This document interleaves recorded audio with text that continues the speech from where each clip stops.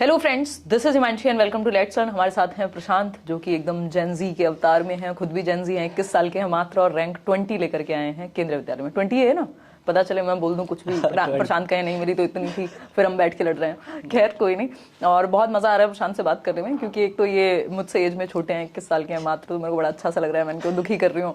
और यहाँ पे हमारी टीम भी मजे ले रही है कि ये टीचर के कपड़े हैं, हाँ टीचर्स ऐसे कपड़े पहनते हैं। तो लेकिन ये तो सब मजाक की बात है, क्योंकि प्रशांत बता रहे थे कि मैं जब से जाके स्कूल में फॉर्मल पहन के मैं गला यहाँ तक भर चुका है। तो मैं आज आया हूँ, स्कूल में नहीं आया हूँ, इसलिए मस्त मजे से यूट्यूब पे बातचीत करने आया हूँ, तो आराम से रिलैक्स्ड कपड़े पहन के आया हूँ। और प्रशांत बताइए अपने बारे में, कहाँ से आपने क्या किया है, कितने साल के आप हैं? हाँ, तो मेरा नाम प्रशांत है और 21 मेरी एज है। पहले मैंने 12th की थी गवर्नमेंट स्कूल से। हमने तो बाद में की थी। आपने पहले क्यों की थी? सब पहले 12th ही करते हैं। मैंने 10th के बाद 12th की थी, लेकिन बाकी लोग 12th के बाद 10th करते हैं। हाँ तो सॉरी यार, बहुत यहाँ मजाकिया माहौल है। मैं इनकी सीनियर रह चुकी है, डाइट से भी हैं दिल्ली में। तो ये मेरी रैगिंग कर रही है। रैगिंग नहीं है यार, ये यूट्यूब पे कमेंट्स में लिख देगा। अच्छा सीरियसली, जस्टिस तुमको ऐसा लगता है? ऐसे लगता है क्या रैगिंग हो रही है? हाँ। नहीं, वो तो मजाक। हाँ फिर ठीक है यार, मैं दिल दुख जाता, मैं किसी को परेशान नहीं करती। अच्छा खैर, ये तो हुई एक बात। दूसरा, हाँ प्रशांत 21 साल के हैं और प्रशांत ने डीएलएड किया किस ईयर में? डाइट राजेंद्र नगर, दिल्ली में ही है। लास्ट ईयर 21 में 22 में 21 में नहीं, ईयर 22 में। 22 में तो आपका 20 से 22 था। हाँ 20 से 22 हाँ, तो इनका 2020 से 22 वाला बैच था। राजेंद्र नगर डाइट से इन्होंने डीएलएड किया, 12th के बाद होता है दिल्ली में, और इसलिए इनकी इतनी उम्र कम है। और केंद्रीय विद्यालय की अगर मैं बात करूं तो इनका जो 180 नंबर का रिटर्न एग्जाम था, उसमें से 180 में से 157 नंबर है। ये देखने में जेनजी लग रहे होंगे, बहुत ब्रिलियंट बच्चे हैं। तो 157 156.3 156.3 यानी 156 नंबर थे। और उसके बाद इंटरव्यू का कुछ रहा है हिसाब के कितने? हाँ 56 मिले मेरे को। अच्छा, आउट ऑफ 60? बहुत बढ़िया। और इंटरव्यू की तैयारी की कहानी इनकी एकदम रोचक है, कि मतलब इनको काफी फीडबैक्स मिले।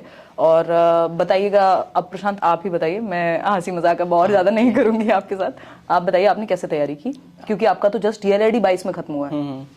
तो सीटेट आपने किस टाइम पे किया था और फिर आगे की? हाँ, तो जब डीएलएड चल रही थी मेरी, तो फर्स्ट ईयर तो निकल गया था ऐसे हंसी मजाक में। उसके बाद सेकंड ईयर आया, तो फिर सीटेट का आया कि ध्यान सीटेट करना है। तो फिर यूट्यूब सर्च किया, तो फिर मैम का चैनल मिला सबसे ऊपर, लेट्स लर्न, और वीडियो वगैरह देखी। तो पहले तो गाइडेंस वाली देखी थी, कैसे अप्रोच करना है पेपर को।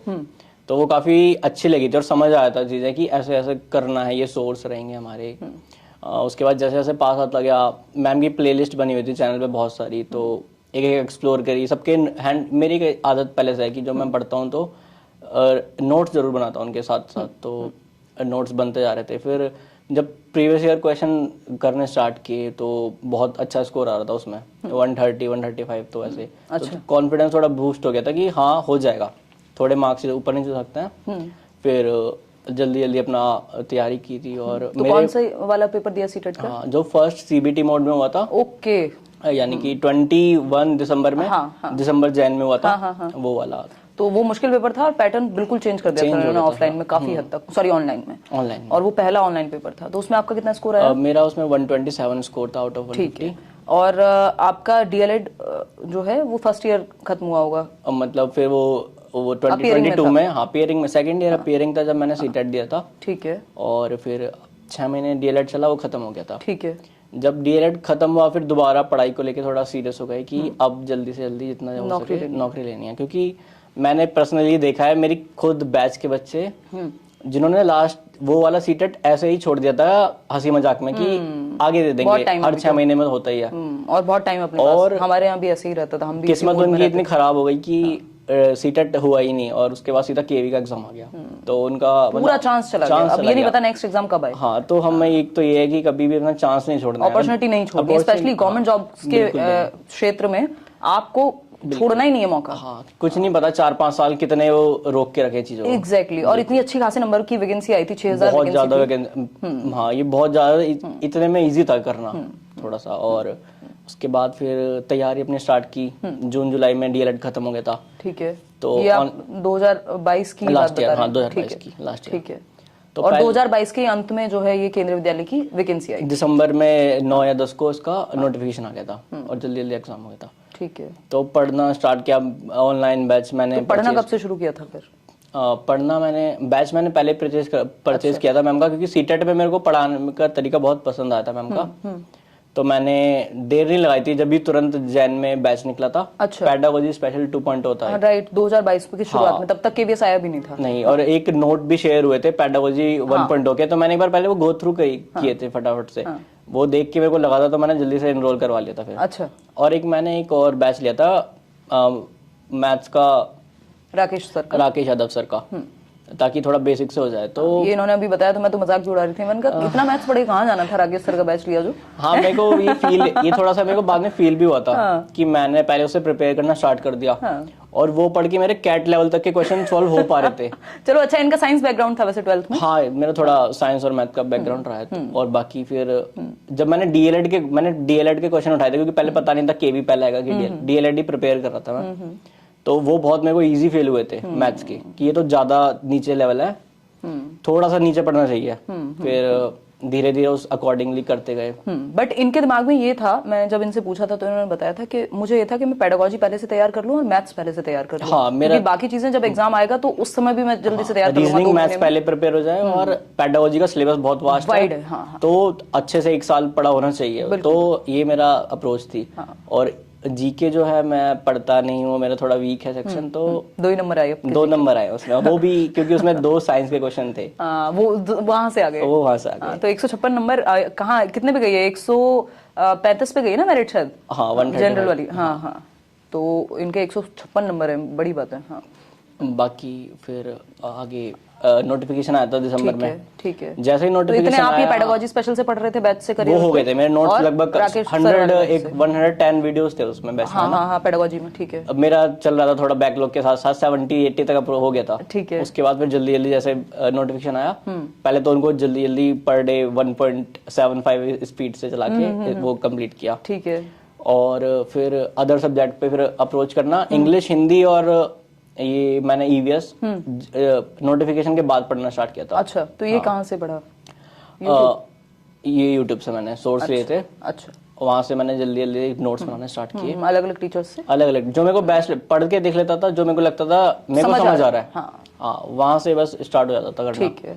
और केवी का एक अच्छा ये है कि वो सिलेबस पहले से ही बहुत डिटेल में बताते हैं, डिफाइंड सिलेबस है उनका। और आता भी वहीं से है। बिल्कुल वहीं से, ज्यादा इधर उधर नहीं करते। सिर्फ सीटेट मान लो या केवीएस मान लो, ये 2 सबसे ज्यादा स्ट्रिक्ट करते हैं अपने सिलेबस के साथ। हाँ, ये उनका एक बेनिफिट है। और दोनों ही सीबीएसई कराता है, तो शायद वो पेडागोजी में फिर चीजें चेंज हो गई थी, और ये मेरे लिए बेनिफिट था। कैसे? क्योंकि जो पहले से तैयारी कर रहे हैं उन्होंने तो पहले उतना तो सभी ने पढ़ लिया, वो तो सबने कर रखा है। ठीक है। तो जिन्होंने पहले के पैटर्न के अकॉर्डिंग प्रिपरेशन 3-4 साल से कर रहे थे, ठीक है, तो उनका थोड़ा सा हुआ होगा ना कि कुछ नया आ गया तो घबरा गए होंगे, या कुछ चेंज हुआ है। और मेरे लिए तो सब फ्रेश था।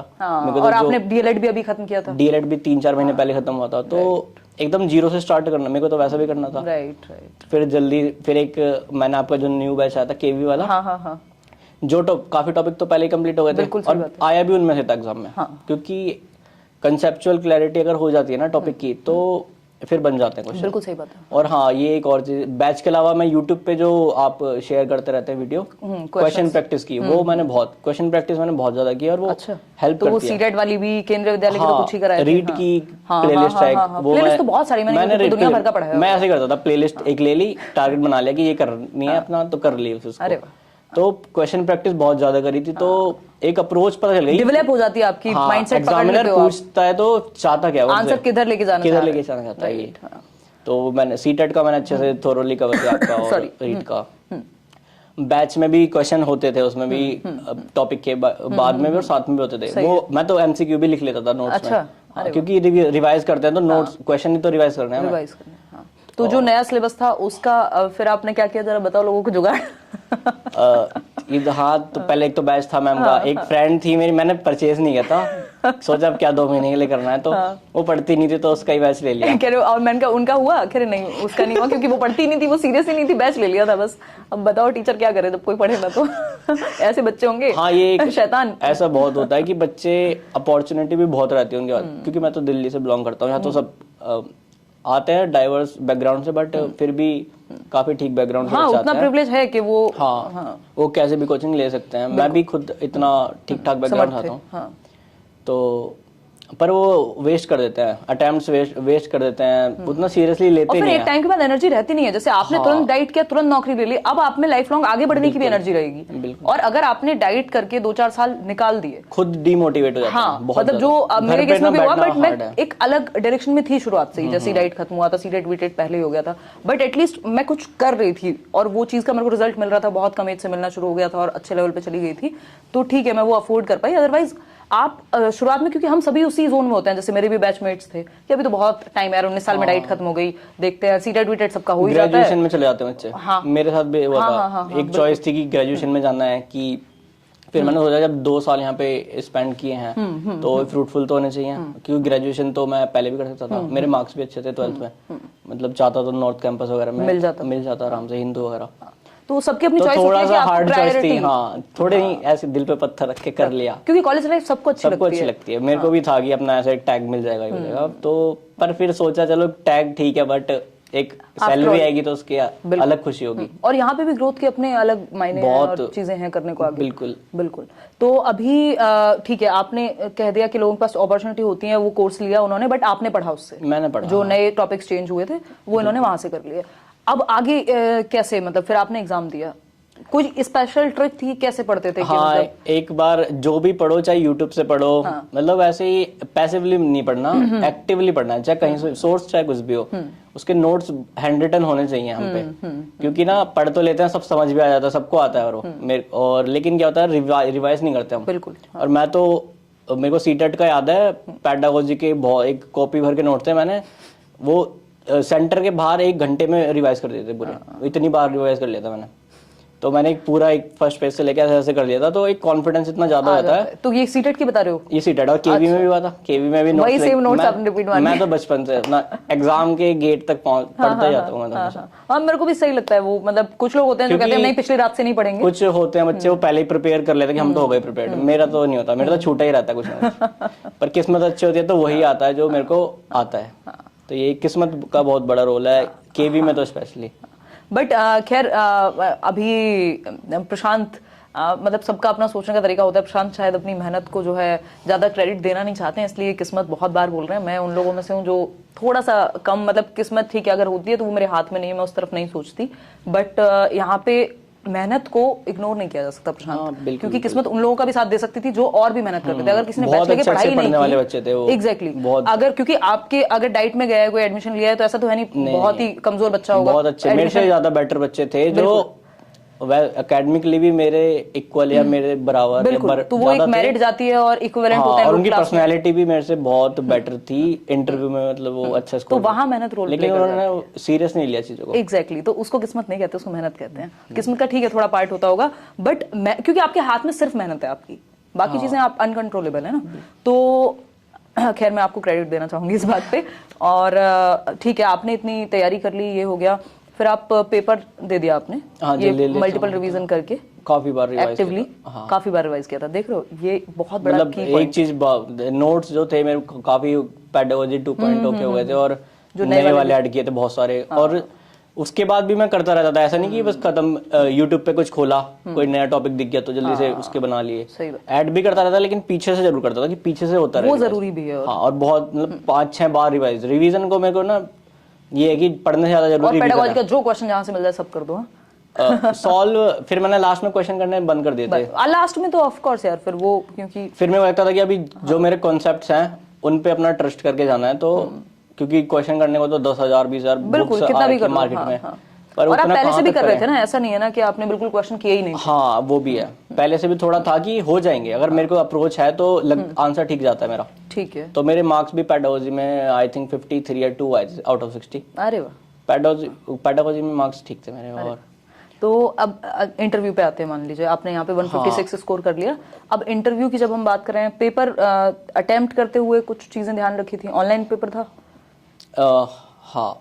तो कैसे आपने, मतलब वो तो सीटेट में भी सेम ही था बस, तो फिर तो मतलब वो मेरे को इतना उसका फोबिया नहीं, मेरे को थोड़ा फोबिया नहीं है, पर कुछ को रहता है। जेंजी हो, अच्छा नहीं बच्चे देखिए, तो मतलब खैर मैं मजाक कर रही हूँ। ये तो देखिए एक बार हम बात कर रहे थे कि अब हम बात करते हैं इस पे, इंटरव्यू पे। हाँ, अब इंटरव्यू आ गया सेकंड पार्ट आपकी, ठीक है आपने 156 नंबर ले लिए, लेकिन आपको इंटरव्यू में भी स्कोर तो करना ही है एटलीस्ट। अच्छा हाँ, एक और वो ईवीएस के नोट्स मेरे। हाँ हाँ बताओ बताओ। वो क्या हुआ था कि सबको ये था, क्योंकि सभी फर्स्ट अटेम्प्ट था सबका लगभग, तो ईवीएस एक नया ऐड हुआ था, साइंस हट गया था पहले से, और नया ऐड हुआ था, तो ये अलग अलग अप्रोच थी कि इतना इजी नहीं आएगा, इतना हार्ड पढ़ो।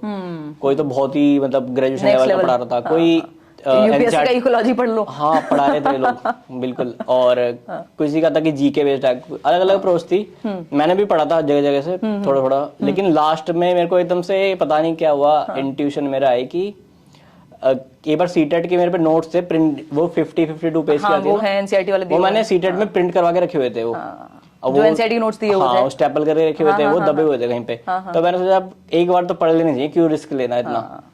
और वो मैंने फिर जल्दी से लास्ट डे स्टार्ट किए थे, और एक पहले दिन पढ़े थे, और फिर बाहर सेंटर के बाहर खड़े होकर रिवाइज मार लेते एक बार। और लाइन टू लाइन जब मैं अंदर बैठा और ईवीएस खोला मैंने, और एनसीईआरटी की लाइंस थी, अगर वो ना पढ़ के जाता मैं तो वो इजी थे क्वेश्चन, बट सही कंफ्यूजन रहती दिमाग में, कंफ्यूज हो जाते। बिल्कुल। तो ये बहुत अच्छी बात रही, और इसलिए आप अपने सीटेट के मैंने फ्री नोट्स दिए हुए हैं, क्योंकि सीटेट बेस है, मतलब वो आपको उतना तो पता होना ही चाहिए हर जगह के लिए। सीटेट में तो आपकी प्लेलिस्ट के बाहर उसके बाहर नहीं आता है। आपकी डाइट में लोग क्या करते हैं बताओ जरा। पहले तो एग्जाम फॉर्म भर देते हैं, फिर सो जाते हैं आराम से। फिर जब एक हफ्ता बचता है तो फिर जागते हैं जल्दी से कि अब क्या करें। फिर इधर से उधर शेयर होता है कि ये प्लेलिस्ट है, इसको इधर से देखना स्टार्ट करो और खत्म कर दो। सबका ये और सबका क्लियर हो जाता है। हाँ, क्योंकि ऑलरेडी वो मतलब पढ़ने में अच्छे ही बच्चे हैं जिनका एडमिशन हुआ है। हाँ, और फिर ऊपर से फिर वो उनको सही जगह से एकदम टू द पॉइंट चीजें मिल जाती हैं। बिल्कुल। तो अच्छा, अब हम इंटरव्यू पे चलते हैं कि आपने ये जो इंटरव्यू की तैयारी की, आपने कितना नंबर, 55 नंबर आपके आए? इंटरव्यू में 56 आए थे कैलकुलेट करके। अच्छा, तो 56 नंबर आए आपने जब कैलकुलेशन बिठाई। तो इंटरव्यू का कैसा एक्सपीरियंस रहा, कैसे तैयारी की, कहाँ से तैयारी की, बैच लिया, क्या किया, वो भी बता दो थोड़ा। हाँ, मैंने एक अदर कोचिंग में भी एक जगह बैच लिया था, 3-4 मैंने वहाँ दिए थे। करियर विल में मेरा फ्री मॉक हुआ था। हाँ, यहाँ तुमने फ्री रखा हुआ था। इनके पास बहुत पैसे थे, इन्होंने सोचा किसी और कोचिंग में भी जाके मॉक इंटरव्यू ज्वाइन कर ही लेता हूँ।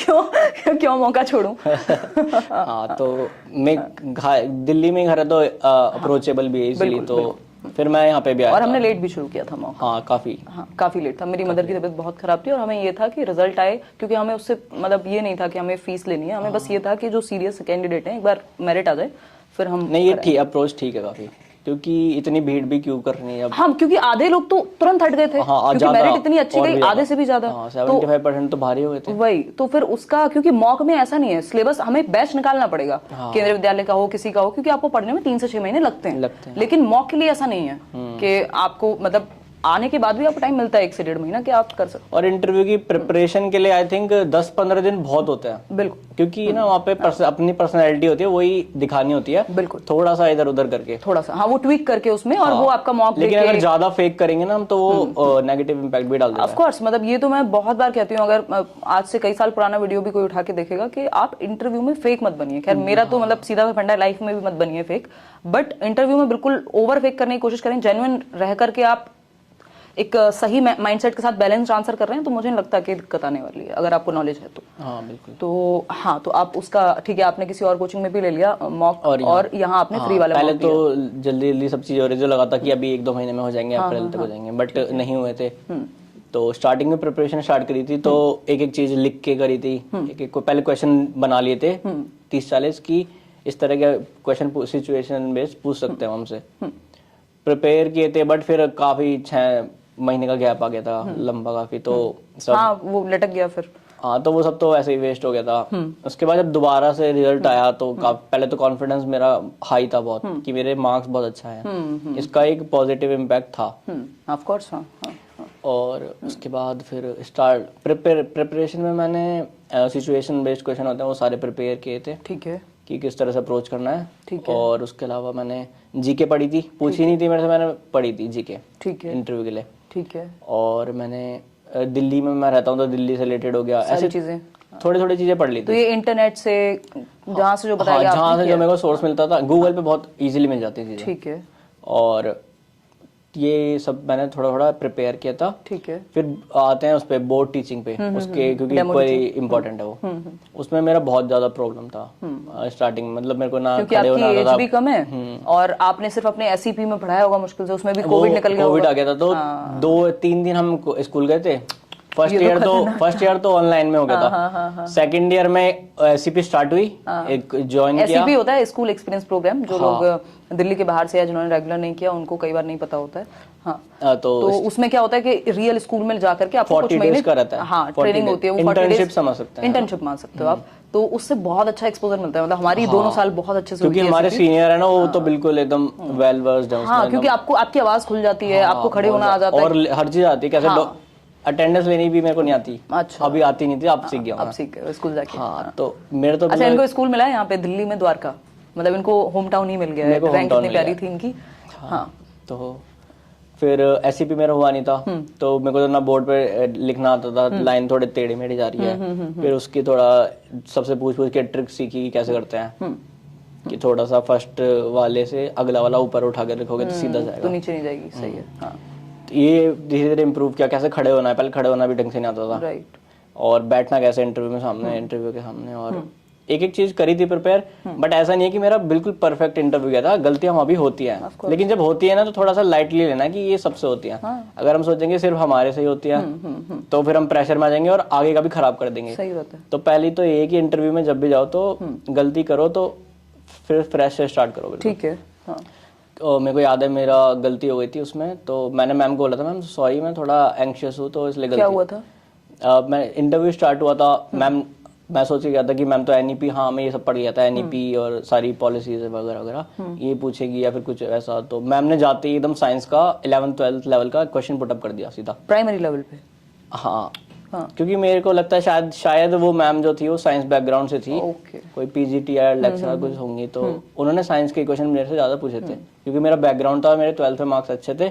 तो ये इंटरव्यू आपका यहीं दिल्ली कैंट में हुआ था? नहीं, मेरा इंटरव्यू लखनऊ हुआ था। अच्छा, वो आपसे पहले वाले लर्नर का हुआ था। हाँ। अच्छा, आपका लखनऊ हुआ था? मेरा लखनऊ में पैनल था। अच्छा, लास्ट डेट पे था आई थिंक 8 को। हाँ, अच्छा। तो मैम ने फर्स्ट सेकंड एकदम से पूछे क्वेश्चन, तो मेरे को आता भी था। और वो मैम ने पूछा एडवेंटिशियस रूट क्या होते हैं, मैं तो एकदम से ऐसा हो गया कि ये क्या पूछ लिया। फिर और मेरे को पता था क्या होती है एक्चुअल में। मैंने सोचा कि इतना टाइम लगाऊंगा, फंबल होगा, तो मैंने कहा सॉरी मैम याद नहीं आ रहा। लेकिन मैम ने अगला क्वेश्चन उससे भी हार्ड पूछ लिया। वो फिजिक्स से पूछ लिया, एकदम अलग ही इंडक्टर वगैरह का कुछ पूछ लिया। वो मेरे को इतना 12th में आता था, नहीं आ पाता। तो मैंने कहा मैम सॉरी ये भी नहीं। तो मैम ने एकदम से बोल दिया कि आपको तो आना चाहिए, आपने तो अभी रिसेंटली 12th किया है और साइंस और मार्क्स भी अच्छे हैं, साइंस बैकग्राउंड से, तो थोड़ा सा वो हो गया। तो मैंने एकदम से बोला मैम सॉरी, मैं थोड़ा सा एंग्शियस हो गया, इसलिए गलती। मैं को मैम आप दोबारा से। तो मैम ने कहा पानी पी लो। तो यहाँ पे सिखा के हो जाता, पानी ऑफर करे तो मत पीना। अच्छा, हाँ। तो फिर मैंने कहा नहीं मैम कोई नहीं, मैं अब थोड़ा सा काम हूँ, अब आप पूछना स्टार्ट कीजिए। तो फिर दोबारा से स्टार्ट हुआ। फिर साइंस के क्वेश्चन पुटअप हुए सारे, कि इक्वेशंस बता दो मोशन की, और ये बता दो इन लाइट का डिस्पर्सन बता दो, और ये ऐसे ऐसे बहुत सारे पूछे थे। बायोलॉजी से पूछे थे और फिजिक्स से, केमिस्ट्री से आइसोटोप्स बता दो। फिर कह रहे आइसोटोप्स, मैंने बता दिया डिफरेंस क्या होता है। तो मतलब आपके वो 12th पे ले गए उस चीज को? हाँ, उन्होंने तो, क्योंकि रिसेंटली पढ़ के आए थे, आप 21 साल के बच्चे हो, तो आपसे ठीक है। हाँ, तो अच्छा हो गया था, मेरे को आते थे चीजें। शुरू में डर रहा था, बट मेरे को ध्यान से थोड़ा सुन के करा। ठीक है। तो ये कैसे हुआ था? बाइलिंगुअल हुआ था या हिंदी में हुआ था, इंग्लिश में हुआ था, कैसे? बाइलिंगुअल था। मैंने स्टार्टिंग खुद इंग्लिश से की थी। अच्छा, इंट्रो पूछा था उन्होंने?